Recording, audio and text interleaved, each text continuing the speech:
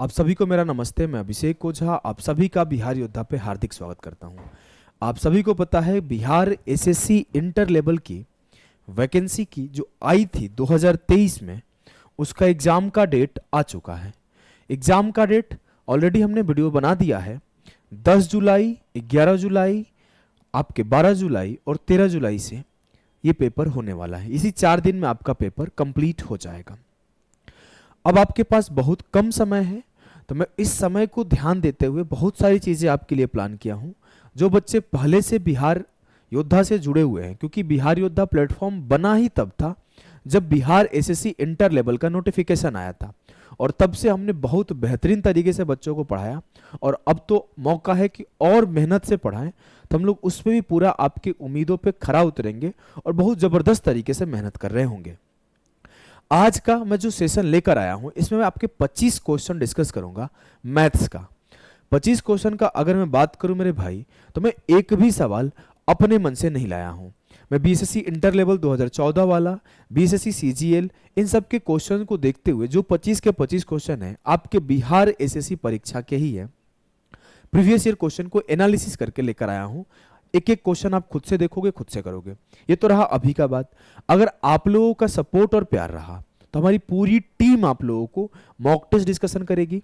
आप लोग अपना कमेंट में जरूर राय दे कि हाँ सर, बस इतना लिख दो, हाँ सर आप स्टार्ट करो। बस इतना ही हमारे लिए मोटिवेशन है, हाँ सर। हाँ सर आप लिख दोगे तो मुझे पूरा का पूरा आइडिया लग जाएगा कि हमारे अभी बच्चे कितना ज़्यादा एक्टिव है। सो तो नहीं गए हैं हमारे बच्चे, हमें बस यही मन में हो जाएगा। आगे बात करूं तो आपके बिहार एसएससी के लिए हमने योद्धा बैच ऑलरेडी ला दिया है। योद्धा बैच में मैथ में आपको पढ़ाऊंगा और भी एक सर पढ़ाएंगे। कौन क्या पढ़ाएगा इसके ऊपर बात की बात होगी कि मैं एक स्पेशल वीडियो बनाऊंगा कि जिसमें आपके कौन से सब्जेक्ट को कौन से टीचर लीड कर रहे होंगे और कैसे आपको सिखा रहे होंगे। बस मैं अभी इन्फॉर्मेशन इतना दे दूं कि इस कम टाइम में आपको पूरी थ्योरी कंप्लीट कराया जाएगा, प्लस ऑब्जेक्टिव क्वेश्चन भी कंप्लीट कराया जाएगा। हर एक चीज को कवर किया जाएगा, कुछ भी इसमें छोड़ा नहीं जाएगा। और मैं बात करूं अगर फी का, तो हमने अपनी पूरी टीम से डिस्कशन करके सारे बच्चों के लिए सिर्फ 249 इसका फी रखा है। सिर्फ 249 इसका फी रखा है। और आज के टाइम में ऐसा कोई बच्चा नहीं जो 249 नहीं अफोर्ड कर सकता है। 249 हर एक बच्चा अफोर्ड कर सकता है। इवन मैं ये बोलता हूं, अगर आप बिहार योद्धा से जुड़े हो तो आप पढ़ो। आप 249 देख के 4 दोस्त बैठ के पढ़ो, 50-50 रुपए मिला के 5 दोस्त मिलके पढ़ो एक फोन से। हमारे लिए सिर्फ ये मैटर करता है कि हमारा कॉस्ट निकल जाए, स्टूडियो का कॉस्ट निकल जाए, टाइपिस्ट का खर्चा निकल जाए, रेंट निकल जाए, बिजली बिल निकल जाए, इतना काफी है। पैसा बाद में कमा लेंगे, पैसा ही सब कुछ नहीं है। पैसा जीवन में चाहिए भाई। आप भी पढ़ाई कर रहे हैं, आपको नौकरी लेना है अपने घर परिवार चलाने के लिए, तो यहाँ पे जितने भी टीचर पढ़ा रहे हैं, जितने भी लोग काम कर रहे हैं, उनको भी अपने घर चलाने के लिए पैसे चाहिए। लेकिन हमारे जीवन में हमें सिर्फ पैसा नहीं चाहिए, हमें थोड़ा अपने बिहार वालों बच्चों को प्यार भी चाहिए, थोड़ा सपोर्ट भी चाहिए। कभी खड़ा हो जाऊं सामने किसी डिपार्टमेंट में तो हमें बोले कि अभिषेक ओझा सर आए हैं, कुछ करने की जरूरत नहीं है, बस हमें ये चाहिए। यही रीजन है कि हम फी को ऐसा रखते हैं कि हर बच्चा अफोर्ड कर पाए। और साथ के साथ बिहार योद्धा एकमात्र ऐसा प्लेटफॉर्म है, आप कहीं भी देखे होंगे कोई ये नहीं बोलता होगा कि एक फोन से खरीद के 5 दोस्त पढ़ लेना। ये मैं बोलता हूँ क्योंकि मैं उस दुख को समझ पाता हूँ बिहार के बच्चों का, या फिर उन गरीब बच्चों का जो अफोर्ड नहीं कर सकते। मैं बोलता हूँ यार 50-50 रुपए मिला के 5 पढ़ लो, 20-20 रुपए मिला के 10 पढ़ लो, लेकिन पढ़ो, सिलेक्शन लो। हमारे लिए ये मैटर करता है, और सिलेक्शन लेके जरूर मिलने आना, ठीक है। चलो बातें और बाद में करेंगे भाई, अभी हम लोग पढ़ाई स्टार्ट करते हैं। आपके सारे के सारे एग्जाम के सवाल हैं। सारे सवाल को आपको पहले एक काम करो, अगर आप हमसे पढ़ रहे हो, सबसे पहला काम आपका ये होगा कि आपको पॉज करना है, सवाल को सॉल्व करना है, फिर आपके सॉल्यूशन को देखना है। जैसे आप सॉल्व किए हो, अगर आप कर लिए हो तो क्या जो मैं तरीका सिखाया वो तरीका आपको आता था? अगर आता था तो बहुत अच्छी बात है, अगर नहीं आता था तो आपको उस कॉन्सेप्ट को नोट करना है। और अगर आपसे सवाल सॉल्व भी नहीं हो रहे हैं तो आपको सीखना है कैसे मैं सिखा रहा हूं। आपके सामने क्वेश्चन नंबर 1 कि प्रथम 20 संख्याओं का योग है। The sum of the first 20 odd number is. अगर मैं बोलूं, मैं थोड़ा सा डिस्टर्ब करूंगा, माफ करना आप लोग। चलो एक्चुअली ना मेरा हाइट थोड़ा ठीक है, आ जाओ, यहां ऊंचा हो रहा था। देखो अब ये एक छोटा सा कॉन्सेप्ट होता है। कॉन्सेप्ट क्या होता है मेरे लाल? कॉन्सेप्ट ये बोलता है कि जो सम ऑफ n विषम संख्या है, n विषम संख्याओं का योग, सम ऑफ n ऑड नंबर होता है वो n स्क्वायर होता है, तो 20 विषम संख्याओं का योग बोला गया तो 20 का स्क्वायर होगा। क्या आप इसको बिना पेन उठाए सॉल्व किए थे? कॉन्सेप्ट सिखाता हूं, ध्यान दो कैसे। मैं बोला ये एक क्या है, एक एक विषम संख्या है, इसे मैं ऐसे लिख सकता हूं 1 का स्क्वायर। एक के बाद 3 आता है, तो 1 और 3 ये दो विषम संख्या है, दो विषम संख्याओं का योग क्या आएगा 4। 4 को मैं क्या लिख सकता हूं सर, 4 को हम लिख सकते हैं 2 का स्क्वायर। मैं अगर बोलूं 3 विषम संख्याओं का योग 1 + 3 + 5, तो आप बोलोगे सर इसका हो जाएगा 5 3 8 1 9, ये हो जाएगा 3 का स्क्वायर। मैं बोला 4 विषम संख्याओं का योग, तो प्रथम 4 विषम संख्याओं का योग जब मैं लिखूंगा तो 1 + 3 + 5 + 7 ये हो जाएगा 16, ये 4 का स्क्वायर। सर मुझे एक पैटर्न दिख रहा है, हमें एक पैटर्न मिल रहा है, और पैटर्न कुछ यूं है कि एक विषम संख्या का योग 1 का स्क्वायर, दो विषम संख्याओं का योग 2 का स्क्वायर, प्रथम 2 का, फर्स्ट 3 का 3 का स्क्वायर, फर्स्ट 4 4 का स्क्वायर। तो मैं ये बात बोलूंगा कि प्रथम n विषम संख्याओं का जो योग होगा, प्रथम n विषम संख्याओं का जो योग होगा वो n का स्क्वायर होगा। तो मुझसे पूछा गया था प्रथम 20 संख्याओं विषम संख्याओं का योग क्या होगा, 20 का स्क्वायर। जबरदस्त तरीका से आप सॉल्व कर सकते हो बिना पेन उठाए। नेक्स्ट क्वेश्चन पे मूव करते हैं मेरे भाई। यदि इस संख्या को 1 से 9 तक गुणा किया गया तो गुणनफल के अंकों का योग प्रत्येक स्थिति में इस संख्या के बराबर होता है। मतलब कहना क्या जाता है, पहले आपको सवाल को समझना है। क्या होता है ना, हम लोग थोड़ा हड़बड़ा जाते हैं। अब जैसे इस सवाल को पढ़ा मुझे समझ में नहीं आया, मैं हड़बड़ा जाऊंगा। तो ऐसे सवाल में मान लो पेपर हम दे रहे हैं, पेपर देते टाइम कोई सवाल आया, हम पढ़े नहीं समझ में आया तो हड़बड़ा जाते हैं। ये बात मैं इसलिए फील कर पाता हूं क्योंकि मैं पेपर दिया हूं, मैं टॉप किया हूं, मैं मैथ्स का टॉपर रहा हूं, तो मुझे पता है कि हड़बड़ाहट आती है। तो वैसे केसेस में 2-3 काम करना चाहिए। पहला, फट से गोला मारे, ऑफलाइन पेपर है तो छोड़ के भाग गए। ऐसा कर देंगे कि मैं इस पे गोला ना मार के गोला टिक मार दूंगा कुछ, या फिर कुछ नहीं करूंगा छोड़ के भाग जाऊंगा। इससे क्या होता है, जो अंदर हड़बड़ाहट होती है ना उससे निकल जाते हैं। अगर सवाल समझ में आ गया पहले सॉल्व कर दो। अब सवाल हम समझ लिए, पहली बार पढ़ते टाइम घबराहट आ सकती है, थोड़ा पेशेंस रख के पढ़ोगे समझ जाओगे। बोला गया है कि यदि इस संख्या को 1 से 9 तक गुणा किया जाए तो गुणनफल के अंकों का प्रत्येक स्थिति में इस संख्या का बराबर होता है। समझ में कुछ आया? अभी एक एग्जांपल समझाता हूं। बोला गया ना कि 1 से लेकर 9 तक के सारे संख्याओं को मल्टीप्लाई किया जाता है ऐसे।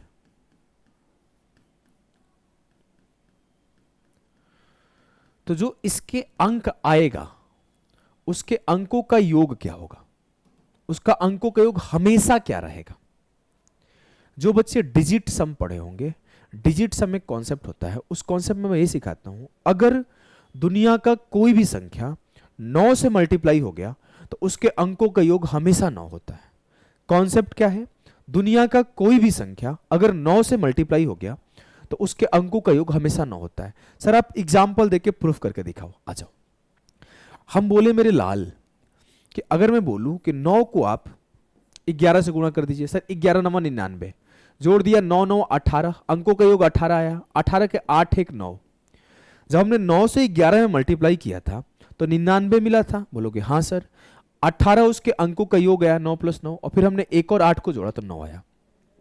9 को हम 17 से गुणा कर देते हैं, 17 9 153, 3 5 8 1 9, सर इसके अंकों का योग भी 9 है। 9 से मैं किसी भी संख्या से मल्टीप्लाई कर दूं, 23 से कर दूं, 23 9 207, 2 और 7 9। तो ये आपका डिजिट सम का कॉन्सेप्ट होता है कि 9 एक ऐसा संख्या है, याद कर लेना, जब वो किसी भी संख्या से मल्टीप्लाई होता है तो उसके अंकों का योग हमेशा 9 आता है। क्लियर है? बोलोगे जी सर। आगे बढ़ते हैं। बोला गया है 1 से 41 तक की प्राकृतिक संख्याओं का वर्गों का औसत क्या होगा। ये 68 लिख दिया गया। ऊपर इंग्लिश पढ़ लो, माफ करना टाइपिंग वाले भैया का मिस्टेक है। The average of the square of the natural number from 1 to 41। सवाल को समझना, 1 से लेकर 41 तक के स्क्वायर का एवरेज क्या होगा। Average of the square of the natural number. Sir average निकालना है, एवरेज होता क्या है, औसत होता क्या है। सर औसत होता है sir sum of observation upon total observation, मतलब जितनी भी संख्याओं का योग बटे टोटल संख्या, सारी संख्या है, औसत ये होता है ना। बोलोगे हाँ सर। अब मुझसे पूछा गया है औसत पूछा गया है तो औसत के लिए मुझे क्या निकालना पड़ेगा, मुझे पहले निकालना पड़ेगा इसके योग को, और जब मैं योग निकाल लूंगा तो फिर मैं निकाल दूंगा इसका औसत। चलो सर पहले आप योग निकालने सिखाओ। किसको किसको योग के फॉर्मूला याद है? 3 फॉर्मूला होते हैं, 3 केस होते हैं, तीनों केस आपको याद होना चाहिए।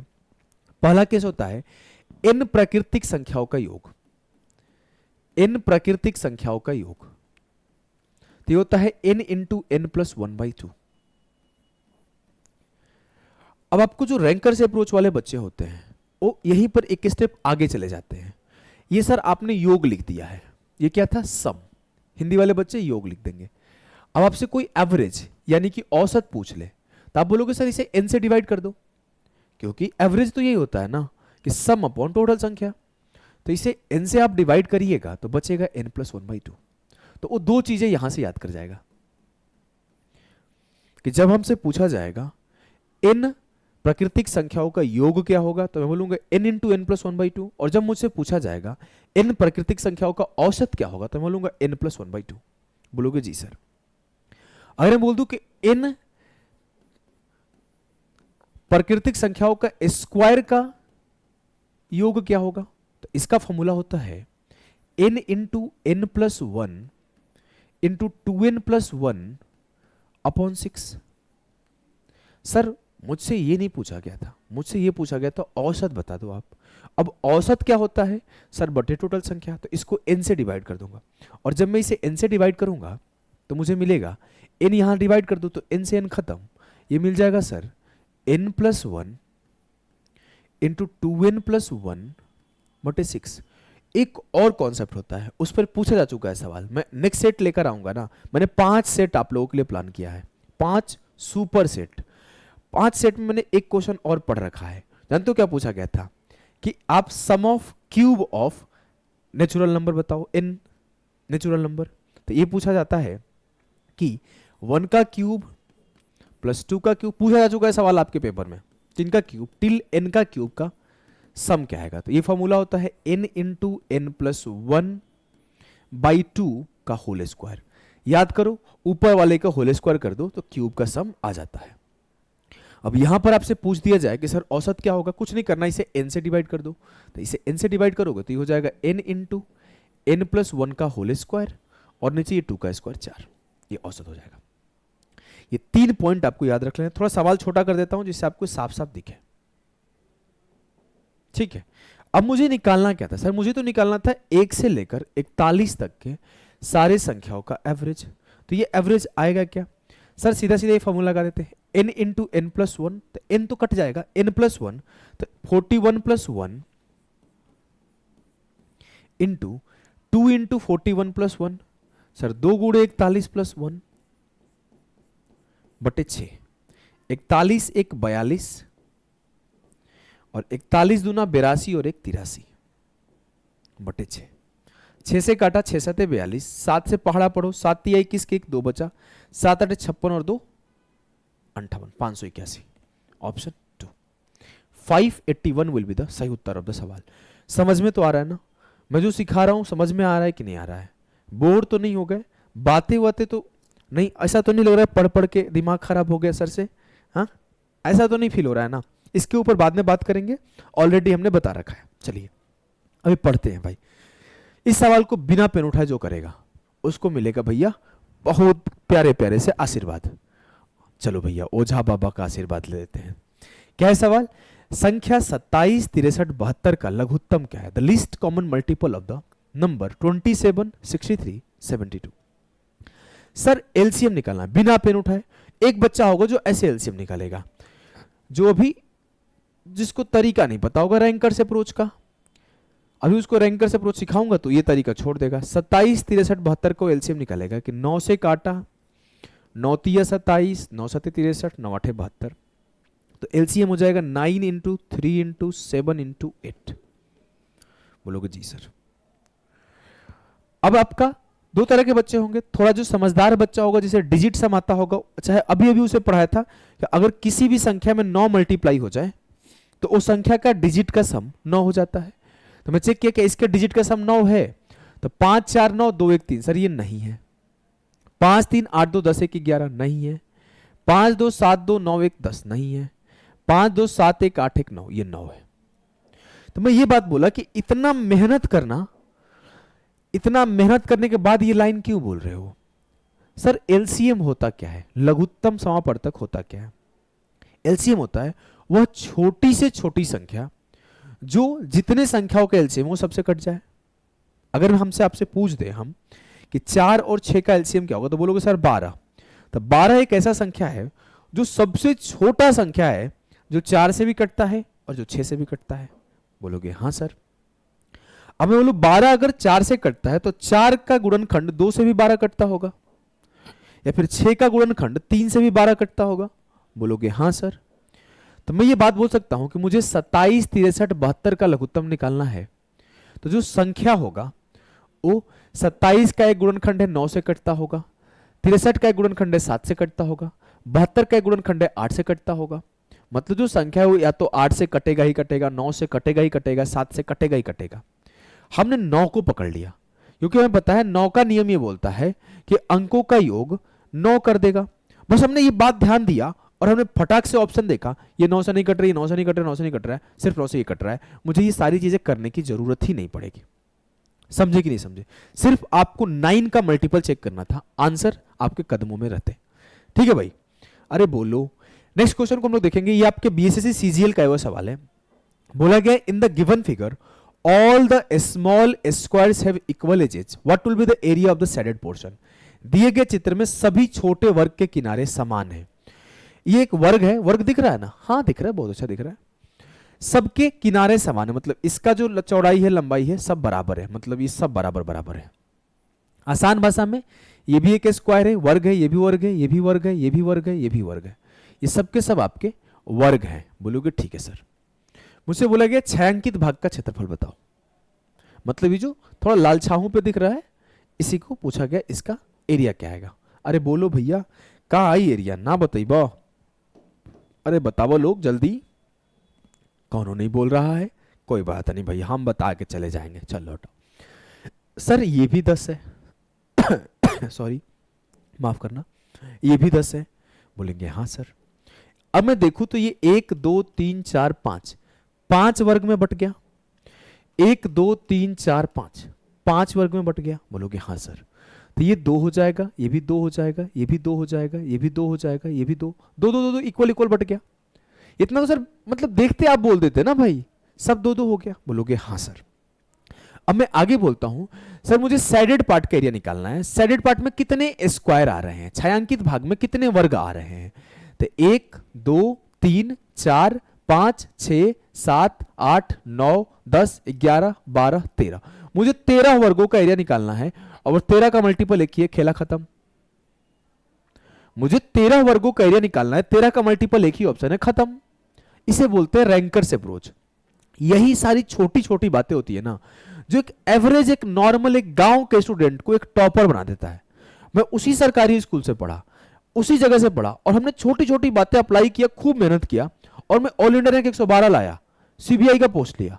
बस ये छोटी छोटी चीजें, आपके अंदर वही बदलाव लाना है मुझे कि सवाल को देखो, चीजें गौर करना सीख जाओ जो आप अभी तक गौर नहीं कर पा रहे थे। करने वाले बच्चे तो ऐसे भी करेंगे कि 2 का स्क्वायर, क्योंकि किसी भी स्क्वायर का, किसी भी वर्ग का एरिया क्या होता है सर? किसी भी वर्ग का एरिया होता है a इंटू ए, उसके साइड का स्क्वायर। तो बोलेंगे सर 13 गुणे 2 का स्क्वायर, लेकिन तेज बच्चा तो ये होगा सिर्फ वो गिनेगा और 13 का मल्टीपल देखेगा, आंसर टिक कर देगा। क्लियर है? बोलोगे जी सर एकदम क्लियर है। आगे बढ़ते हैं। How many possible 2 digit numbers can be formed by using the digit 3 5 7 and 9? Repetition of digit is not allowed. अंक देखो हम आगे पढ़ते चले जाएंगे, आप पॉज करके नहीं सॉल्व करोगे, कोई फायदा नहीं होगा हमारे पढ़ने से। पॉज करो, सॉल्व करो, पॉज करो भाई, पॉज करके मेरे भाई बहन सब पॉज करके किया करो। नहीं किया करोगे यार फायदा नहीं होगा क्लास देखने का। पॉज करके करो। देखो अंक 3 5 7 और 9 अंकों की पुनरावृत्ति की अनुमति नहीं है, अनुमति है। रिपीटेशन ऑफ डिजिट अलाउड, अच्छा है। तो बोला गया है का उपयोग करके 2 अंकों की कितनी संभावित संख्या बनाई जा सकती है। कॉन्सेप्ट होता है इसका रूल ऑफ मल्टीप्लिकेशन बोलते हैं। इसका थोड़ा बेसिक भी सिखा दूं क्या? और बेसिक सिखाता हूं। मैं बोला 2 और 3 को यूज करके कितनी संख्या बनाई जा सकती है। सिर्फ दो संख्या, 2 और 3 को यूज करके कितनी संख्या बनाई जा सकती है? तो बोलोगे सर बनाई जा सकती है एक 23, एक 32। सर आपके सामने एक और चीज है कि repetition of digit is allowed, मतलब मैं 2 को 2 बार लिख सकता हूं, 3 को 3 बार 2 बार लिख सकता हूं, तो एक 22 भी लिख सकता हूं और एक 33 भी लिख सकता हूं। तो अगर रिपीटेशन अलाउड है, अगर रिपीटेशन अलाउड है तो टोटल 4 संख्याएं बन सकती है। ये कैसे करते हैं? तो एक खोड़ा बना लो भाई, इस खंबे में ये लाइन ड्रॉ कर दो, मुझे 2 अंकों की संख्या भरनी थी। बोलोगे हां सर, इसमें रूल ऑफ मल्टीप्लिकेशन बोलते हैं, रूल ऑफ मल्टीप्लिकेशन, गुणनफल का नियम। इस खोड़े में मैं 2 और 3 किसी को भी रख सकता हूं। बोलोगे हां सर, तो मैं क्या क्या रख सकता हूं? चाहे 2 रख सकता हूं, चाहे 3 रख सकता हूं, तो 2 संख्या रख सकता हूं। और मुझसे ये बात बोला गया है कि रिपीटेशन अलाउड है, मतलब फिर से 2 और 3 में से यहां कुछ भी रख सकता हूं, तो 2 गुणे 2 4 संख्याएं पॉसिबल है। अब यहां पर मुझे 4 अंक को देके पूछ दिया गया कि 2 अंकों की कितनी संख्या बन सकती है, रिपीटेशन अलाउड है। तो आप बोलोगे सर यहां पर मैं 3, 5, 7, 9 में से किसी को भी रख सकता हूं। हां, 4 तरीके से रख सकता हूं, और फिर बचे हुए चारों में से 4 तरीके से यहां रख सकता हूं। तो 4 × 4 16। कोई बोल दे कि 16 की 16 संख्या लिख के दिखाओ, तो लिख के भी दिखा सकते हो, आओ दिखाता हूं। लेकिन ये तभी तक लिख पाओगे ना जब छोटे छोटे संख्या है। मैं आपको बड़ा सवाल दे दूं तो लिख पाओगे क्या? इसीलिए तरीका याद करना जो सिखा रहा हूं। रिपीटेशन अलाउड है तब का है। देखो मैं बोला 3 के साथ एक 3 हो जाएगा, 5 के साथ एक 5 हो जाएगा, 7 के साथ एक 7 हो जाएगा, 9 के साथ एक 9 हो जाएगा। 3 के साथ एक 5 हो जाएगा, 3 के साथ एक 7 हो जाएगा, 3 के साथ एक 9 हो जाएगा। ऐसा काम करूं क्या? मैंने गलती किया, मैंने गलती कर दी। अब मैं और जल्दी लिखने सिखाता हूं। देखो 3 के साथ एक 3 किया, 3 के साथ एक 5 किया, 3 के साथ एक 7 किया, 3 के साथ एक 9 किया, 4 संख्या यहां हो गए। देखो 5 के साथ एक 3 किया, 5 के साथ एक 5 किया, 5 के साथ एक 7 किया, 5 के साथ एक 9 किया। देखो 7 के साथ एक 3 किया, 7 के साथ एक 5 किया, 7 के साथ एक 7 किया, 7 के साथ एक 9 किया, और एक 9 के साथ 3 किया, 9 के साथ 5 किया, 9 के साथ 7 किया, 9 के साथ 9 किया। 4, 4, 8, 4, 12, 4, 16, यही 16 संख्याएं बन सकती थी। 2 अंक की 16 संख्या यही बन सकती थी। अगर इस सवाल में हम ये बोल देते कि रिपीटेशन अलाउड नहीं है, मतलब एक संख्या को आप एक ही बार लिख सकते हो, तो आंसर बदल जाता। आप बोलते सर हमने खोड़ा बनाया और बोला कि यहां पे चारों में से चारों संख्या ले सकते हैं, किसी एक को, लेकिन जिस एक को यहां ले लूंगा उसको यहां नहीं लूंगा, तो यहां 3 तरीके से ले सकता हूं। तो 4 3 12 आंसर आता। इसका आंसर 12 हो जाता, सिर्फ एक लाइन वहां पे लिख देता, या फिर एक वर्ड लिख देता। क्या लिख देता मेरे लाल? कि repetition of digit is not allowed. अगर वो नॉट लिखा, आपका आंसर 12 हो जाएगा 16 से। सर कौन कौन से नंबर नहीं मिलेंगे? तब मैं 33 को नहीं ले सकता था उस केस में, इस केस में 55 को नहीं ले सकता था, 77 को नहीं ले सकता था, 99 को नहीं ले सकता था, और सारे संख्या ले सकता था। तो आपको ये तरीका याद रखना है। कल को मेरे सामने डिफिकल्ट सवाल दे दे और ये लिख दे कि 3 अंकों की संख्या बनाओ, चलो सारे बच्चे आंसर देंगे 3 अंकों की संख्या बनाओ। ऐसे सवाल आपके बीएसएससी में आए हुए हैं, सीजीएल में भी और इंटर लेवल में भी। ध्यान देना है, जो आपके जनरल टीचर होते हैं, मैं नाम नहीं लूंगा किसी का, वो ऐसे टॉपिक को पढ़ाते नहीं, छोड़ देते हैं। तो मैं ऐसे टॉपिक को पढ़ा रहा हूं, तो इसे आप पढ़ो, सीखो। मैं बोला 3 अंकों की संख्या बनानी है। आपके पास 6 डिजिट है, 2 है, 3 है, 5 है, 7 है, 11 है, 11 नहीं, 2 है, 3 है, 5 है, 7 है, 8 है और एक 9 है। हमने बोला अगर रिपीटेशन अलाउड कर रहा हूं तो कितनी संख्या आंसर आएगी, अगर रिपीटेशन नहीं अलाउ कर रहा हूं तो कितनी संख्या आएगी। सोच पा रहे हो, कर पा रहे हो? आओ करते हैं। हमने बोला रिपीटेशन अलाउ किया, मतलब यहां पे 2 3 5 7 8 9 किसी को भी रख सकता हूं। हां, मतलब 6 का 6 रख सकता हूं, यहां पर भी 6 का 6 रख सकता हूं, यहां का भी 6 का 6 रख सकता हूं। मतलब अगर रिपीटेशन अलाउड है तो 6 गुणे 6 गुणे 6 216 संख्याएं लिखा जा सकता है। हो सकता है कोई संख्या 222 हो, कोई 235 हो, कोई 233 हो, कोई 352 हो, कोई 325 हो, हमें नहीं पता। अब यहां पर मैं एक एक नंबर नहीं लिख सकता, ये डिफिकल्ट सवाल हो गया। तो इसीलिए तरीका आपको आना चाहिए, तरीका बहुत इंपॉर्टेंट हो जाता है। हमने बोल दिया रिपीटेशन अलाउड नहीं है, तब क्या बोलोगे? सर फिर से मैं 3 खंडा बनाऊंगा और 3 खंडे में भरूंगा कि इसमें 6 के 6 तरीके से रख सकते हो। अब मैं 2 3 5 7 8 9 किसी एक को यहां रख दिया, तब बचे हुई 5 में से यहां कोई रखूंगा। अब उसमें से भी एक रख दिया तो बची हुई 4 में से इसमें कोई रखूंगा। तो 4 5 20 6 120। अगर रिपीटेशन अलाउड नहीं होगा तो टोटल 120 संख्याएं होंगी। हो सकता है 2 4 5 हो, 2355 हो, 278 हो, 289 हो, 298 हो, कुछ भी हो सकता है, लेकिन कोई डिजिट रिपीट नहीं करेगा। अरे बोलो, समझे कि नहीं समझे? समझ में आया कि नहीं आया? बताओ भाई। समझ में आया तो इस सवाल को करो। सवाल है कि 3/5% में व्यक्त किया जाता है। सही बच्चों को पता है, ये तो याद होना चाहिए कि 3/5 इंटू 100, सीधा सीधा सर 60%। खेला खत्म। कैसे किया? तो 20 5 100, 20 दियो 60। इजी सवाल। आगे बढ़ते हैं। The median of 5, 8, 25, 22, 34, 18। अब से आपको टॉपर बनना है, आपको रैंकर बनना है, तो आपको बेसिक कॉन्सेप्ट, आपको शॉर्ट ट्रिक, आप कहां गलती कर सकते हो, आप कहां पर क्या लगाना चाहिए, सारी चीजें आना चाहिए। आधा अधूरे पढ़ के जाओगे तो आपको डर लगा रहेगा कि क्या पता ये वाला सवाल आ जाएगा तो हमसे नहीं बनेगा, ऐसे घुमा के पूछ देगा तो हमसे नहीं बनेगा। लेकिन जो एक टॉपर से पढ़ता है, आप बिहार योद्धा से जुड़ गए हो तो आप पूरे विश्वास के साथ जुड़ जाओ। यहाँ के सारे फैकल्टी आपको बहुत जबरदस्त तरीके से पढ़ाते हैं और आपको इस तरीके से पढ़ाते हैं कैसे एक टॉप नॉच स्टूडेंट बनो। अब इस सवाल को सिर्फ आपको एक पर्सपेक्टिव नहीं, आपको दो पर्सपेक्टिव सिखाऊंगा। मीडियन होता क्या है? सर मीडियन होता है ना कि बीच में माध्यिका। सर माध्यिका, लेकिन अब हड़बड़ी में कई लोग इस सवाल को गलती कर सकते हैं कि बीच वाले माध्यिका होता है तो मैं क्या टिक कर दूं, कुछ ऐसे कर दूं, वैसे कर दूं।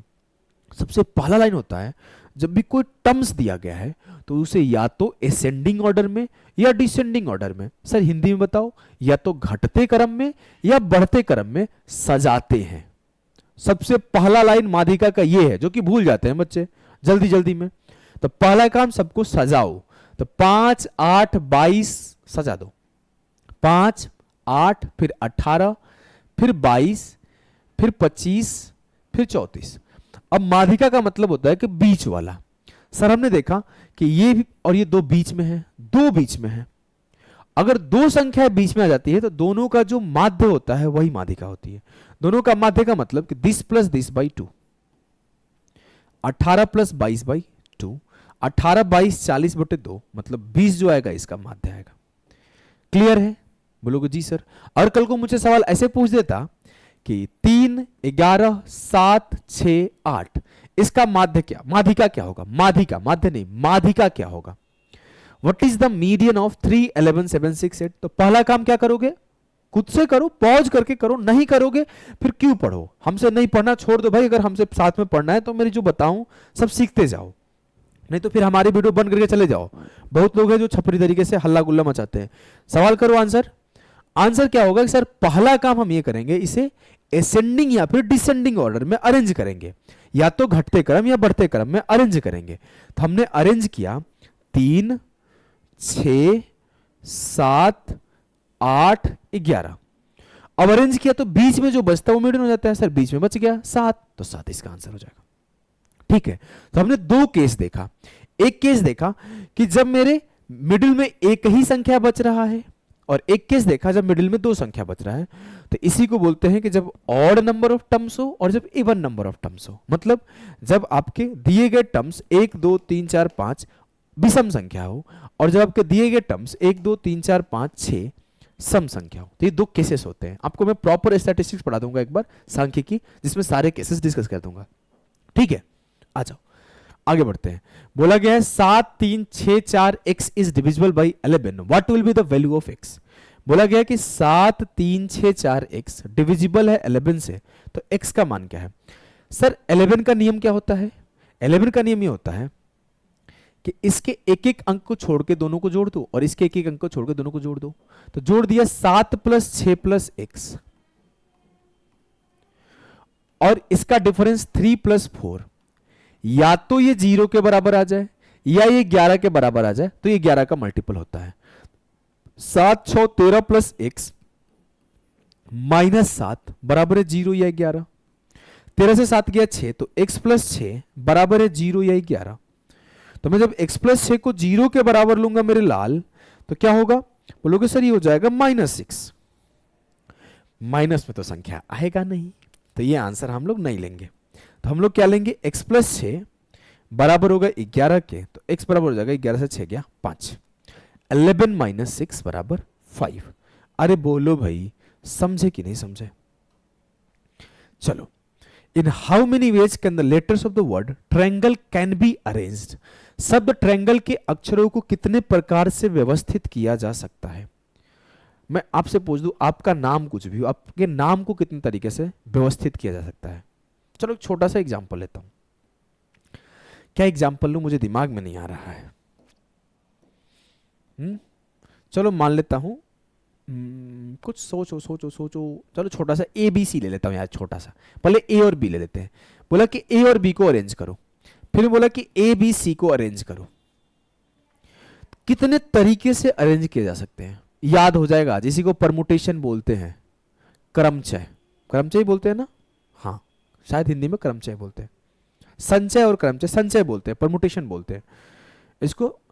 हिंदी में गलत बोलूं माफ करना। परमुटेशन एंड कॉम्बिनेशन में परमुटेशन का कॉन्सेप्ट है।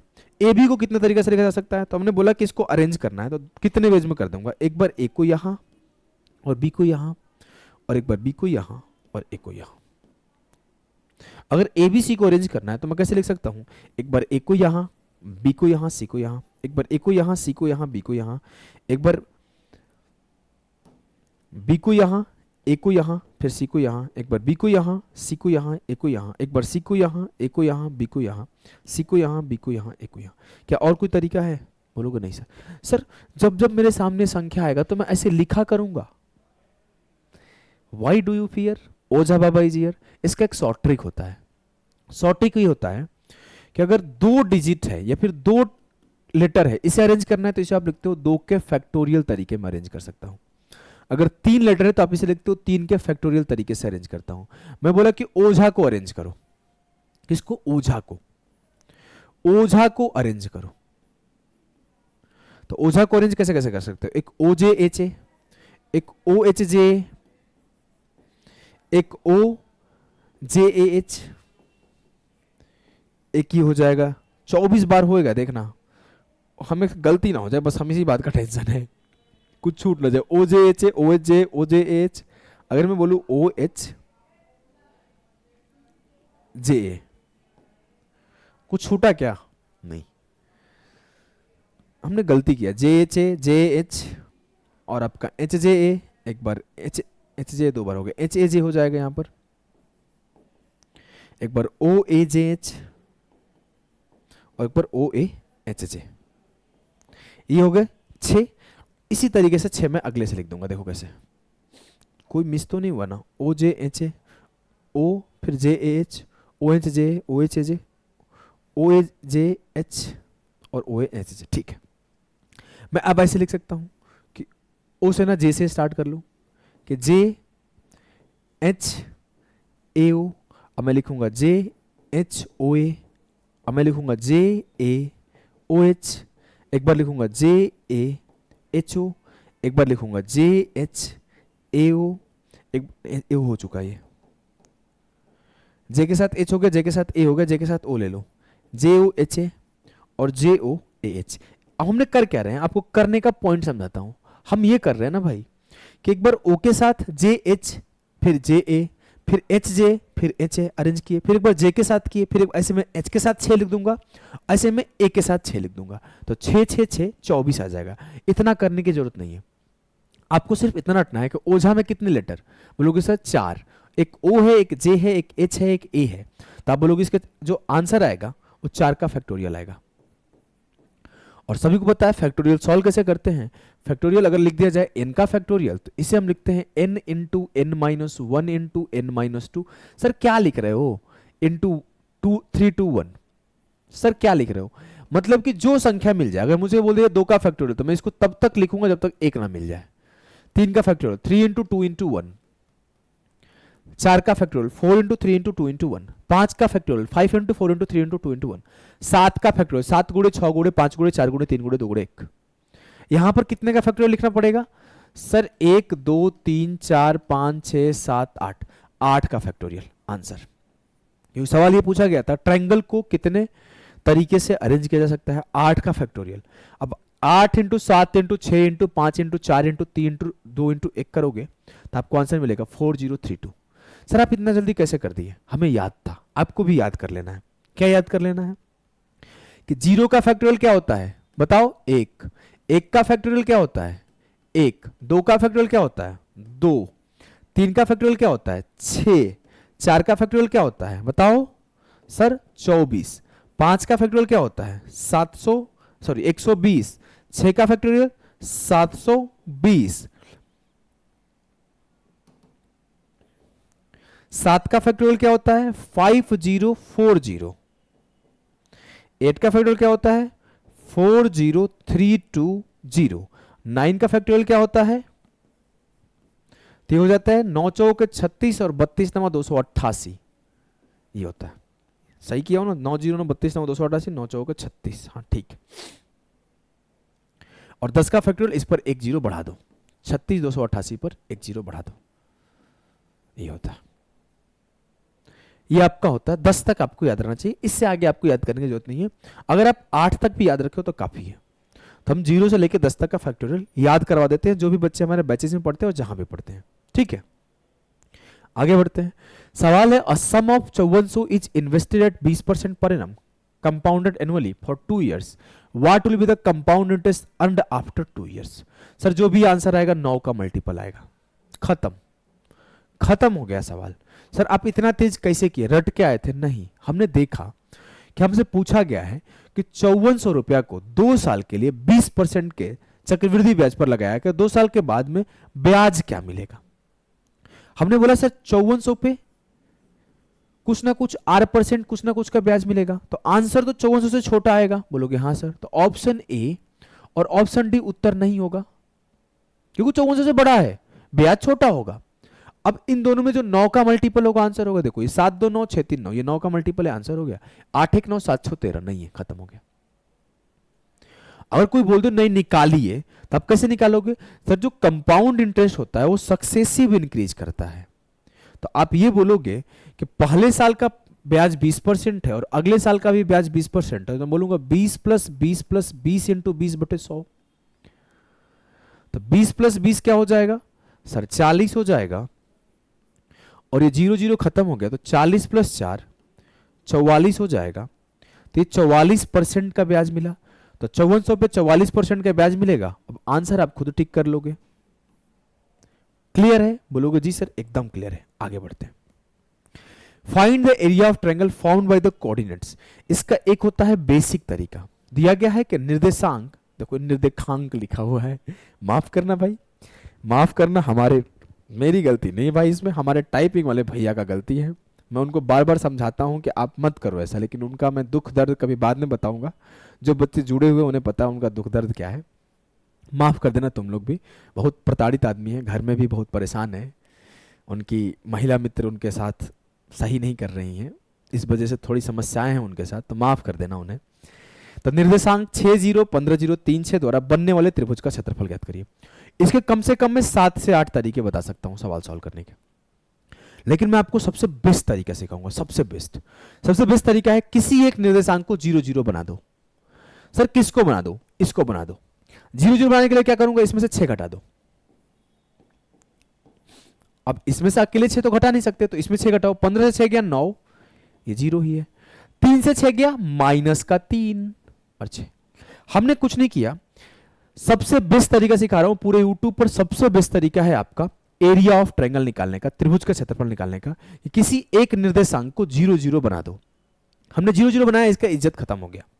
रैंकर से अप्रोच है भाई, रैंकर से अप्रोच है, ध्यान देना। मैं बोलूंगा अब मुझे एरिया निकालना है, तो मैं इस दोनों को पकड़ लूंगा, इसको ऐसे लिख दूंगा 9, इसको 0, इसको -3, इसको 6। तेज बच्चा तो सीधे भी कर देता है कि इसको इससे और इसको इससे मल्टीप्लाई कर दो, लेकिन मैं ऐसे लिख दिया। आप इसे क्रॉस मल्टीप्लिकेशन कर दो, 9 6 54 और 3 में 0 से मल्टीप्लाई होगा तो 0 हो गया, बटे 2 कर दो। 1/2 इंटू दिस होता है, दिस इंटू दिस और दिस इंटू दिस, 54/2। अब इसे क्या करोगे, 9 6 54 -0, तो आपके 54 - 0/2, तो एट द एंड 54 ही बचेगा, तो 54/2 हो गया 27। क्लियर? इससे बेस्ट तरीका आपको कहीं नहीं मिलेगा, सबसे बेस्ट तरीका। बोला है the sum of a 2 digit number and the number obtained by reversing the order of a digit is 121। सवाल को पढ़ना कि 2 अंकों की संख्या और उसके अंकों के क्रम को उलटकर प्राप्त करने का संख्या का योग जो है 121 है। एक संख्या है, उस संख्या को जब उलट दे रहे हैं और फिर जोड़ दे रहे हैं तो 121 मिल रहा है, और अंकों का अंतर 3 है, उस दो अंकों की संख्या का जो अंतर है वो 3 है। अलग अलग लोग अलग अलग तरीके से करेंगे, लेकिन मैं फिर से वही बात बोलूंगा, एक टॉपर टॉपर इसीलिए होता है क्योंकि उसे पता होता है कि इस सवाल को सबसे बेस्ट तरीका क्या है सॉल्व करने का। हम ये नहीं बोलते कि अगर 100 बच्चे पेपर देने जाएंगे तो 100 में से 100 को ये सवाल नहीं आता है, हो सकता है 100 में से 100 को आता हो, लेकिन 100 में से जो सबसे कम टाइम में सॉल्व करेगा ना उसे नौकरी मिलेगी। और आपको नौकरी लेने वाले होड़ में रहना है, आपको उस भीड़ चाल का हिस्सा नहीं बनना है कि हम भी तैयारी करते हैं, हम भी तैयारी करते हैं।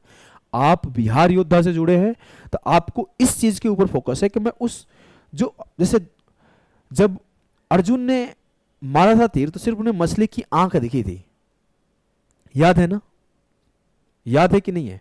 तो बस आपको सिर्फ मछली की आंख क्या है, सिलेक्शन, आपको सिलेक्शन दिखना चाहिए कि मेरा नौकरी कैसे होगा, मैं चाहे दाएं तरीके से करूं चाहे बाएं तरीके से करूं। अभी सवाल को मैं बाई ऑप्शन करूंगा, रैंकर्स अप्रोच का पार्ट है बाई ऑप्शन। तो बाई ऑप्शन पहला लाइन बोला गया है, पहला लाइन छोड़ के आखिरी लाइन बोला गया है उनके अंकों का जो अंतर है वो 3 है, बोला गया है the difference of the digits is 3। इसके अंकों का अंतर कितना है, 3 है, इसके अंकों का अंतर 3 है, इसके अंकों का अंतर 3 है, इसके अंकों का अंतर 3 है। सर फेल कर गए। एक लाइन और बोला गया है, क्या बोला गया मेरे लाल, कि जब उसके संख्या को पलट देते हैं ना और दोनों को जोड़ देते हैं तो मुझे 121 मिलता है। 85 को पलट दिया, 58 जोड़ दिया, सर साफ साफ दिख रहा है 8 5 13, ये तो 130 हो जाएगा। 74 को पलट दिया और 47 मिल गया, जब उन्हें जोड़ा तो 7 4 11, 7 4 11 12, 121 मिल गया आंसर। जोड़ दो इसको, 36 को उलट दिया 63 मिल गया, सर ये 99 हो जाएगा, नहीं होगा आंसर। 69 को उलट दो 96, बहुत बड़ा नंबर हो जाएगा, नहीं होगा। अब पेपर में बैठे हो सिर्फ सवाल को देखोगे, 85 का उल्टा 58 बड़ा हो जाएगा, 74 का उल्टा 47, 7 4 11, यही होगा आंसर, खत्म। 5 से 7 सेकंड में आंसर आ जाएगा। क्लियर है? इसे करो, x माइनस 1/x बराबर 3 है तो x Q minus 1/x Q क्या होगा, सारे के सारे फॉर्मूला याद होने चाहिए। सबसे बेस्ट फॉर्मूला है x माइनस 1/x, जब k होता है तो x cube minus 1/x cube होता है k क्यूब प्लस 3k। तो ये x माइनस 1/x 3 दिया है तो ये हो जाएगा 3 का क्यूब प्लस 3 इंटू 3, तो 3 का क्यूब 27 प्लस 9 36 जो आएगा वो सही उत्तर आएगा कि नहीं आएगा? अरे बोलो, समझे कि नहीं समझे भाई? चलो भाई समझ गए? अरे आ जाओ नेक्स्ट सवाल को देखते हैं। Two numbers are such that the ratio between दो देम होना चाहिए ना, दो नंबर उनके बीच का रेशियो 8:7 है। If 6 is added in first number, दो संख्याएं इस प्रकार है कि उनके बीच अनुपात जो है 8:7 है। यदि पहली संख्या में 6 और दूसरी संख्या में 4 जोड़ा जाता है तो अनुपात 7:6 हो जाता है। तो छोटी संख्या ज्ञात करिए। बताइए भैया, मैं आपको इसमें आपको 3 तरीका सिखाऊंगा। मैं आपको सिखाता हूं सबसे पहले रैंकर्स अप्रोच, जिसमें आपको बिना पेन उठाए सॉल्व हो जाते हैं। रैंकर्स अप्रोच सबसे पहले, चलो रैंकर्स अप्रोच सिखाता हूं। बेसिक तो आप कर ही लोगे, सीधा रैंकर्स अप्रोच। अगर आपको समझ में नहीं आए, आप चाहते हो सर बेसिक भी सिखाओ, तो कमेंट करना कि आप क्वेश्चन नंबर 15 का बेसिक सिखाओ, तो मैं बेसिक के लिए स्पेशल क्लास ले लूंगा आप लोगों के लिए। मुझसे बोला गया फाइंड द स्मॉलर नंबर, छोटी संख्या बताओ। सर छोटी संख्या है क्या? ये 7। अभी मुझे नहीं पता 7 में क्या मल्टीप्लाई होगा, 7x है, मतलब जो भी आंसर आएगा 7 से कटेगा। बोलोगे हाँ सर, 7 8 56, ये 7 से कट रहा है, ये 7 से कट रहा है। एक ही ऑप्शन था जो 7 से कट रहा था, खेल खत्म। इसे बोलते हैं डिविजिबिलिटी कॉन्सेप्ट। ये भी आपके रैंकर्स अप्रोच का ही पार्ट है। रैंकर्स अप्रोच में मैं 16 अप्रोचेस सिखाता हूं, 17 अप्रोचेस। तो 16-17 अप्रोचेस में कब बाई ऑप्शन जाना है, कब बाई रेशियो जाना है, कब बाई इसको क्रॉस प्रोडक्ट मेथड से भी कर सकते हैं। तो रैंकर्स अप्रोच का एक पार्ट है क्रॉस प्रोडक्ट मेथड। आप इसे डिविजिबिलिटी कॉन्सेप्ट से कर लिए, ये भी रैंकर्स अप्रोच का ही पार्ट है। ठीक है, आगे मूव करते हैं। बोला गया bag contents 5 white 8 red and 3 blue cap. एक बैग में 5 सफेद 8 लाल और 3 नीली टोपियां है। यदि थैले में से यादृच्छिक रूप से 3 टोपियां निकाली जाती है, if 3 caps are drawn at random from the bag, what is the probability that all of them are blue? तो सभी के नीले होने की प्रायिकता क्या है? एक बैग है जिसमें 5 व्हाइट 8 लाल और 3 नीली टोपियां है। तो मैंने 3 ऐसे रैंडमली निकाला, तो तीनों के तीनों का ब्लू होने की क्या प्रोबेबिलिटी है? एक लाइन में हमेशा जब भी प्रोबेबिलिटी पढ़ाता हूं तो एक लाइन बोला करता हूं, जिसको चुनना है उसको सुनना है। सेम चीज आपको जीवन में भी अप्लाई करना है कि जिसको अपने अपना जीवन साथी चुन लिया तो उसकी सुनो, नहीं तो फिर जीवन बर्बाद हो जाएगी। तो यही कॉन्सेप्ट आपकी प्रोबेबिलिटी में हम हर बार यूज करते हैं, जिसको चुनना है उसको सुनना है। सर चुनना किसे है? हमें ब्लू को चुनना है, तो हमें ब्लू को सुनना है। तो हमारे पास 3 नीली टोपी थी, तीनों को चुन लिया, तो 3C3। सर कहां से चुनना है? झोले से, जहां पर बहुत सारे लोग हैं। कौन कौन से लोग हैं? 5 सफेद है, 8 लाल है, 3 नीला है, तो 5 8 13 3 16, 16C3। क्लियर है? अब आपको पता है कि मैं सॉल्व करूंगा तो ये अब C3 सॉल्व करने का क्या होता है तरीका? वैसे तो 3C3 का वैल्यू 1 हो जाएगा, सारे बच्चों को पता है, फिर भी मैं लिख देता हूं। इसको सॉल्व कैसे करोगे? 3 इंटू 2 इंटू 1, क्या लिखूं यार, सीधे 3C3। आप ये याद कर लो, NCN जो होता है 1 होता है, हटा दो, खत्म। NCN जो होता है इसकी वैल्यू 1 होती है, और जो आपके सामने NCR लिखा जाता है तो ये होता है n का फैक्टोरियल अपॉन r का फैक्टोरियल। इसके बेसिक आपको सिखाना पड़ेगा, हमने YouTube पे पढ़ा रखा है, सर्च करोगे आप प्रोबेबिलिटी बाय अभिषेक ओझा सर तो आपको मिल जाएगा। ये फॉर्मूला होता है NCR का। अगर इसको बेसिक शॉर्ट ट्रिक से लगाते हैं तो लिखते हैं 16 को 3 बार छोटा कर दो, 16 गुणे 15 गुणे 14, और 3 को तब तक छोटा कर दो जब तक 1 ना मिल जाए। 3 से काटा 3 बचे 15, 2 से काटा 2 8 16, 8 बचे 40, 14 चौके 56, 1/560 जो आएगा वो सही उत्तर आएगा। जबरदस्त सवाल, CGL में आया हुआ है, BSSC CGL 4 में, सॉरी BSSC CGL 2 या 3 में आया हुआ सवाल है। क्लियर है? 4 भी बहुत जल्दी आएगा वैकेंसी। चलो आगे बढ़ते हैं, ये भी आपके BSSC का सवाल है। Find the area of a triangle whose length of each side is 13 inches, 15 inches, 14 inches. उस त्रिभुज का क्षेत्रफल ज्ञात करिए जिसका प्रत्येक भुजा की लंबाई 13, 14, 15 है। BSSC का सवाल है। जो बच्चे मुझसे पढ़ते हैं, ये सवाल BSSC का नहीं है, SSC का भी है, ये कैट का भी है, CDS का भी है, हर जगह ये सवाल दिखता है। सर सच है क्या? हाँ। अब जाइए CDS 2024 का सवाल देखिए, एकदम सेम आएगा, बस वहां पे 13 सेंटीमीटर, 14 सेंटीमीटर, 15 सेंटीमीटर लिखा गया।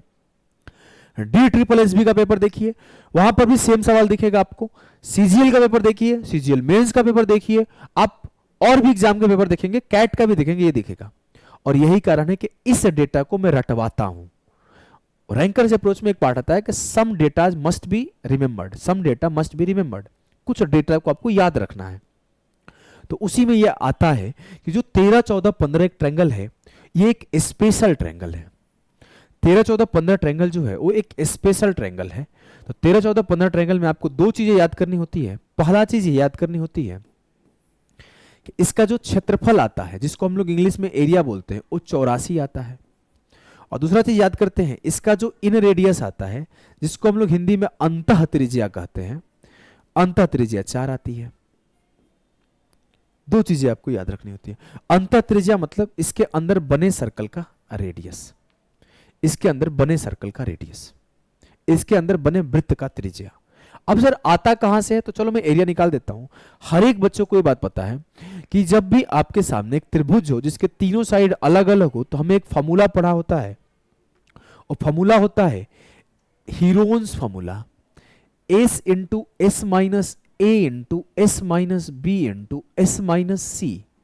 बोलोगे जी सर, जहां पर जो S होता है ना, S होता है अर्ध परिमाप, semi perimeter, A plus B plus C/2। अब बोलोगे सर S का वैल्यू क्या आएगा? तो अब बोलोगे सर S का वैल्यू आएगा 13 प्लस 14 प्लस 15/2। तो आप बोलोगे 14, 13, 27, 10, 37, 5, 42/2। आप ऐसे भी जोड़ सकते हो कि 3, 4, 7, 5, 12 का 2, 1, 1, 2, 1, 3, 1, 4, काटे मेरे लाल, तो ये हो गया 21। बोलोगे जी सर। अब 21 किसका मान है भाई? ये अर्ध परिमाप S का मान है। तो आप बोलोगे मेरे लाल कि S into S minus A 13 ले लेते हैं, S माइनस B 15 ले लेते हैं, और S माइनस C 14 ले लेते हैं। और जब मैं इसे फर्दर सॉल्व करूंगा लाल कलर से, तो यहां पे आंसर ही लिख दूंगा मैं सीधा। 21 गुणा 21 से 13 गया 8, 21 से 15 गया 6, 21 से 14 गया 7। और जब मैं सॉल्व करूंगा तो 7 का 7 निकल जाएगा, 6 का 6 निकल जाएगा और 2 का 2 निकल जाएगा, 84 आंसर आपका आ जाएगा। क्लियर है? तो बेसिक भी सिखा दिया हूं और याद करा दिया हूं कि एक इंपॉर्टेंट डेटा है, तो इसमें 2 चीजें आपको याद रखनी है। ठीक है भाई? बोलोगे जी सर ठीक है। चलिए इस क्वेश्चन को सॉल्व करिए। सवाल है मेरे लाल कि square root of 9 plus 36 plus 144 plus 625, तो आप कैसे करोगे? सर सबसे पहले मैं इसका स्क्वायर रूट लिखा, तो 625 का स्क्वायर रूट हो गया 25। अब 144 प्लस 25 तो ये हो जाएगा 4 और 5 9, 4 और 5 9 और 14 और 2 16। अब 169 का स्क्वायर रूट क्या हो जाएगा? सर बच्चे बच्चे को पता है 13 का स्क्वायर होता है 169, तो ये हो जाएगा 36 प्लस 13। सर 36 और 13 49 है, 49 का स्क्वायर रूट क्या हो जाएगा? सीधी सी लिख देता हूं सर, 49 का स्क्वायर रूट होता है 7 और 9 7 16 का स्क्वायर रूट होता है 4। तो खेला हो गया खलास। अरे बोलो भैया, हुआ कि नहीं हुआ? हो गया? चलो हो गया। A train without a stoppage travel with an average speed of 65 km per hour and with a stoppage it travels with an average speed of 52 km per hour. How many minutes does the train stop on an average per hour? इसका एक concept होता है, जब भी आपके सामने ये सवाल बना दिया जाए कि कोई ट्रेन किसी स्पीड से चल रही है और जब वो बिना रुके जाती है तो उसका एवरेज स्पीड कुछ आता है, और जब आपसे पूछा जाए कि वो रुक रुक के जाती है तो उसका एवरेज स्पीड कुछ और आता है, तो इसका निकालने का एक तरीका होता है। तरीका ये होता है कि आपके सामने बोल दूं कि एक स्पीड x है एक स्पीड y है, तो मैं बोलता हूं x माइनस वाई बटे x, इतना आवर रुकेगी। जहां पर x जो होगा ये बिना रुके वाला स्पीड होगा, बिना रुके वाला स्पीड होगा। फॉर्मूला यही होता है। तो बोलूंगा 65 माइनस 52 बटे 65। 5 से 2 गया 3, 6 से 5 गया 1, 13 बटे 65, 13 5 65, 1 बटे 5 आवर, 1 बटे 5 आवर होगा। बोलोगे हाँ सर, ये आवर है, इसे हम लोग मिनट में बदलते हैं क्योंकि हमसे पूछा गया है हाउ मेनी मिनट, एक रेल प्रति घंटे में औसतन कितने मिनट रुकती है। तो सर घंटे को मिनट में बदलने के लिए मुझे 60 से मल्टीप्लाई करना पड़ता है, तो ये हो जाएगा 12 मिनट। तो ऑन एन एवरेज औसतन 12 मिनट उसे हर घंटे रुकना पड़ेगा, तो उसका जो औसत स्पीड है 65 से 52 निकल के आएगा। क्लियर है भाई? क्लियर? तो इसे पढ़ो। The cost price of 20 books is equal to the selling price of x books. What is the value of x if the profit is 25%। बोला गया 20 पुस्तकों का क्रय मूल्य x पुस्तकों के विक्रय मूल्य के बराबर है। यदि लाभ 25% हो तो x का मान कितना होगा? 25% की वैल्यू क्या होती है? सर 25% का मतलब होता है 25 बटे 100, 25 चौके 100, 1 बटे 4। इसका मतलब है अगर 4 मेरा कॉस्ट प्राइस रहा होगा तो 1 का फायदा ले रहा हूंगा, मैं 1 का फायदा ले रहा हूं। इसका मतलब है कि 4 अगर मेरा सीपी रहा है तो मतलब 4 का खरीद के लाया हूं तो 5 का मैं बेच रहा हूंगा। बोलोगे हाँ सर।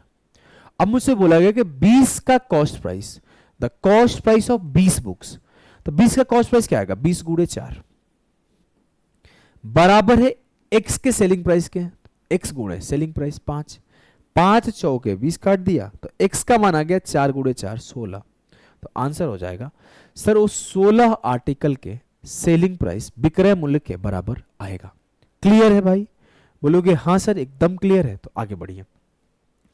बोला गया है A and B take 4 days to finish work, A alone can complete the job in 12 days। सवाल बोला गया कि A और B एक कार्य को 4 दिन में कर लेते हैं और A अकेला इस कार्य को 12 दिन में करता है।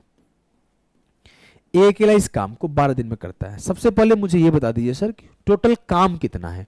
तो टोटल वर्क जो होता है हमेशा LCM होता है, लघुत्तम होता है दोनों का। तो 4 और 12 का लघुत्तम 12 हो गया, तो 4 तिया 12, 12 एकम 12।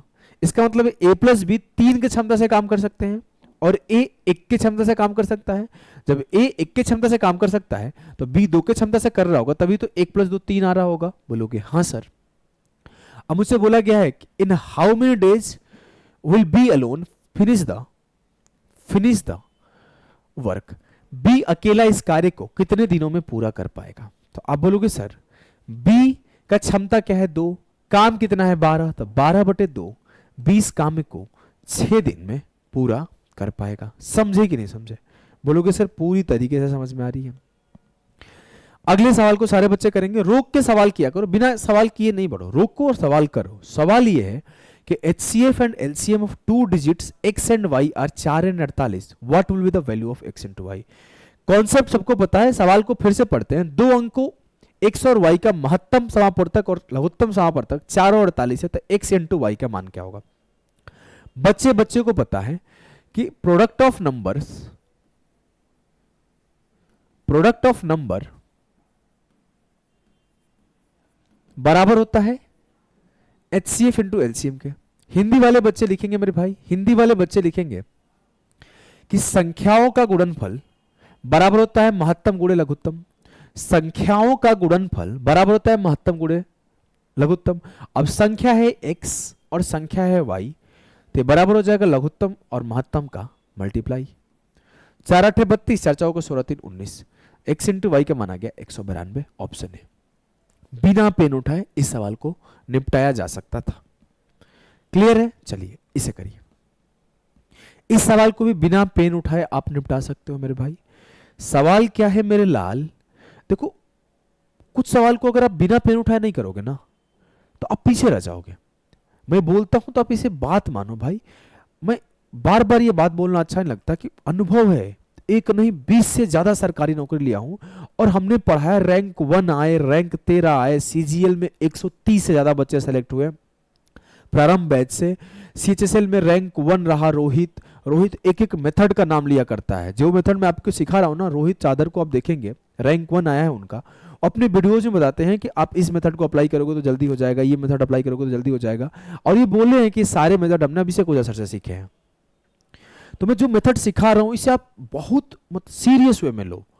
मैं हो सकता है थोड़ी बातें नहीं करूंगा क्लास में, पढ़ाता रहूंगा, डांट दूंगा, लेकिन हम सिखाएंगे ना तो आपकी नौकरी जरूर होगी भाई। हमेशा हमारे एक ही सोच हो खेला, हम पढ़ाता नहीं तो हमारे छोट भाई बहन पढ़ाता रहे। हमारे गाँव के कोनो हो सकता था केहू पढ़ता, हमारा अगल बगल के केहू पढ़ता, लेकिन बिहार के सब हमारे भाई बहन पढ़ता रहे और मैक्सिमम लोग हमारे से छोटे हुई हैं। तो हमेशा हमारे दिमाग में एक ही चीज चलेला कि हम आइल बनी तो कुछ ऐसा सिखाई जो से नौकरी हो जाए, कुछ ऐसा बताइए जो से मतलब सिलेक्शन हो के पढ़े में इंटरेस्ट आवे, सवाल बने लगे, तेज हो जाए, स्पीड नंबर बढ़े लगे। बस हमेशा मेरे दिमाग में यही चलता है भाई कि कुछ ना कुछ हर चीज सिखा दे आप लोगों को। तो आप चीजों को सीरियस में लीजिए, ठीक है?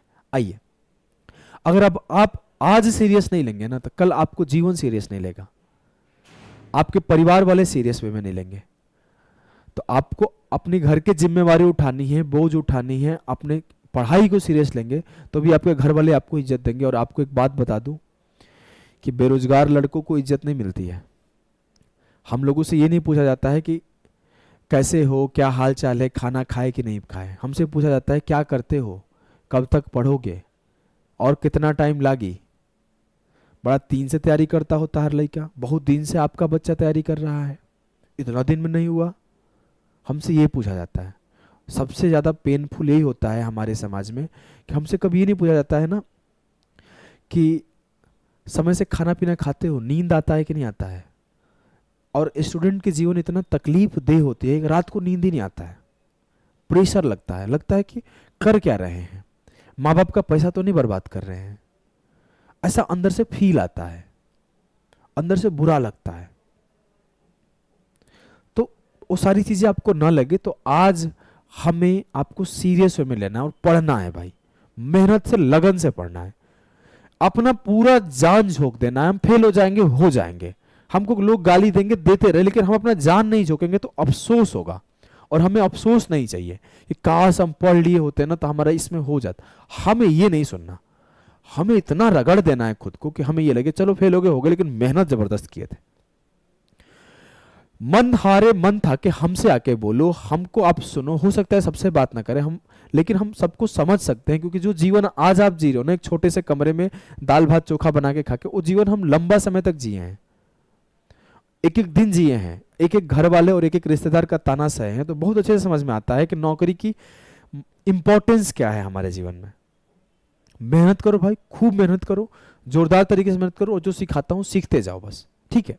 देखो सवाल क्या है, 725 गुणे 725 गुणे 725 प्लस 371 गुणे 371 गुणे 371 बटे 725 गुणे 725 माइनस 725 गुणे 371 प्लस 371 गुणे 371। एक कॉन्सेप्ट होता है कि A cube plus B cube बराबर होता है A plus B into A square minus A B plus B square.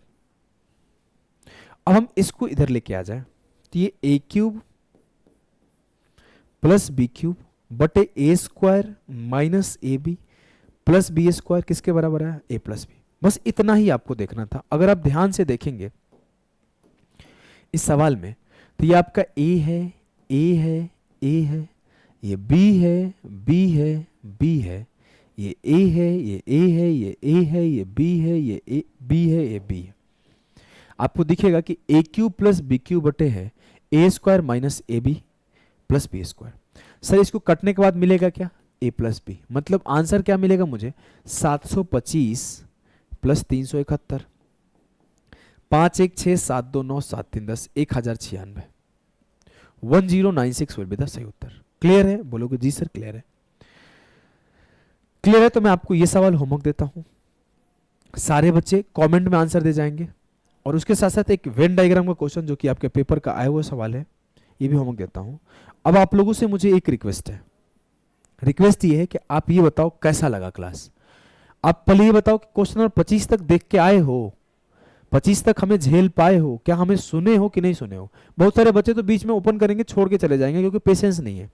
अगर आप यहां तक पढ़े हो तो आपको एक कमेंट जरूर करना है कि आपको अच्छा लगा, बुरा लगा, नहीं लगा, आगे पढ़ाइए सर, आगे और भी सेट लेकर आइए कि नहीं लेकर आइए, आप कमेंट करके बताओ। हो सकता है आपके कमेंट के रिप्लाई ना दे पाऊं सबके, पढ़ता सबका कमेंट हो। बड़ा अच्छा लगता है जब आप लोग कमेंट करते हो, क्योंकि हम बात नहीं कर सकते ना भाई कैमरे में, कम से कम आपका कमेंट पढ़ता हूं तो मुझे लगता है कि चलो हमने जो बोला है, जो बच्चे सुने हैं वो सब हम मेरी बातों को अच्छे से सुन रहे हैं, तो पढ़ के अच्छा लगता है। आप लोग कमेंट करना। और आगे की चीज़ है कि आपका योद्धा बैच आ चुका है बीएसएससी के लिए, इसकी डिटेल प्लानिंग में आके आपको बता जाऊंगा। आप इसे जाइए ज्वाइन करिए योद्धा एप्लीकेशन से, डिस्क्रिप्शन में लिंक है, बेहतरीन तरीके से मेहनत करके पढ़ाएंगे। एक बार ढंग से पढ़ लोगे, सेम लेवल के सवाल आते हैं सीजीएल में, सेम लेवल के सवाल आते हैं बीएसओ में, हर जगह आपको मदद मिलेगा। इसमें क्या क्या दे रहे हैं, कैसे दे रहे हैं, इसके लिए ऊपर मैंने एक स्पेशल वीडियो बनाऊंगा। अभी आप इतना समझ लो कि अगर आप बिहारी योद्धा से जुड़े हो, हम पे विश्वास करते हो, जाओ आप ज्वाइन करो, रिग्रेट नहीं करोगे, मेहनत से पढ़ाएंगे, पूरे जी जान लगा के पढ़ाएंगे, ठीक है भाई। और इसकी फी हम क्या ही बोले, सबसे सस्ता फी रखे हैं 249, योद्धा बैच इसका नाम है, इंटर लेवल के लिए। जाइए ज्वाइन करिए और ढंग से पढ़िए। अभी के लिए सभी को नमस्कार। अगर बिहार योद्धा से पहली बार जुड़े हो तो बस इतना मैं बोलूँगा, बिहार के हर बच्चे तक आप बिहार योद्धा को पहुँचाइए। जितने बच्चे बिहार में तैयारी करने वाले हैं, हर एक बच्चे को बिहार योद्धा के बारे में जानने चाहिए ही चाहिए, आपको हर जगह पहुंचाना है। हम लोग बहुत मेहनत कर रहे हैं, लूसेंट बैच इतना ज़बरदस्त तरीके से पढ़ाया जा रहा है, पहले भी बीएसएससी को इतना ज़बरदस्त तरीके से पढ़ाया हूँ और आज भी दोबारा बहुत ज़बरदस्त तरीके से पढ़ाना स्टार्ट कर दिया हूँ। तो बस आप अपना सपोर्ट और प्यार दिखाना, लाइक करना, बच्चों तक शेयर करना, बताना कि क्लासेस स्टार्ट हो गई है। सभी को नमस्कार, बाय बाय।